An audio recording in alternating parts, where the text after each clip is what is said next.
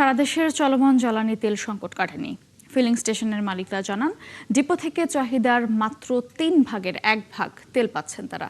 Petrol, অকটেনের পাশাপাশি এখন diesel সংকটও প্রকট হচ্ছে। এর প্রভাব পড়ছে কৃষি খাতেও। সহকর্মীদের তথ্য ছবিতে প্রতিবেদন। বরিশাল ফিলিং স্টেশনগুলোতে চাহিদার 1/3 তেল পাওয়া যাচ্ছে ডিপো থেকে। ফিলিং স্টেশন ব্যবস্থাপক জানান, হাইওয়ের পেট্রোল পাম্পগুলোতে তেল সংকট থাকায় সব ধরনের গাড়ি নগরীর পাম্পগুলোতে আসছে। তবে এখন ডিজেল পেট্রোলের চেয়েও অকটেনের চাহিদা সবচেয়ে বেশি। প্রতিটি বাইকে একবারে 300 টাকা রেশনিং পদ্ধতিতে 300 টাকা করে জ্বালানি সরবরাহ করছি।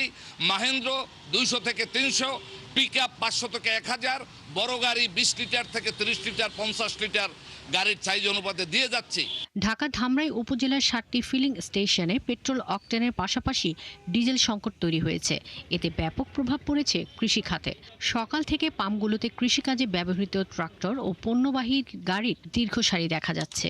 আউট সিরিয়ালে যারা আসতেছে তাদের 500-1000 করে তেল দিয়ে দিতেছে, কিন্তু লোকাল সিরিয়ালে যারা আছে তাদের 300 টাকার বেশি তেল দিতেছে না। এটার কারণটা কি? তাহলে আমরা যত কষ্ট করে তেলটা নিচ্ছি, তাহলে আমাদের কিসের দরকার প্রশাসনের? এরকম প্রশাসনের তো দরকার নাই। এভাবে যদি আমরা থাকি তাহলে আমাদের সংসার কে চালাবে? যদি এখানে আমরা তেল নিতে দিন শেষ হয়ে যায়, আমার সংসার কে চালাবে ভাই বলেন? এদিকে চাঁপাই নবাবগঞ্জে অ্যাপসের মাধ্যমে তেল দেয় ভোগান্তি কিছুটা কমেছে।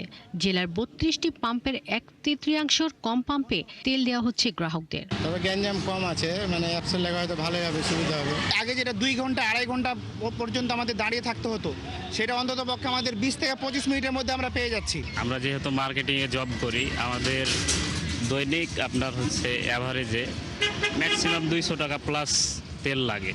এই তেলে আমাদের হয় না, অনেক কষ্ট হচ্ছে। আমরা যদি সবাই ধৈর্য ধারণ করি, সবাই যদি ঠিক মতো তেল নিই, আমার মনে হয় আমার তেলের সংকট থাকবে না ভাই। প্রতিদিন জনপ্রতি 500 টাকা তেল দেওয়া হচ্ছে। তবে যারা বিভিন্ন সেবামূলক কোম্পানিতে চাকরি করেন, তারা তেলের পরিমাণটা বাড়ানোর দাবি জানান।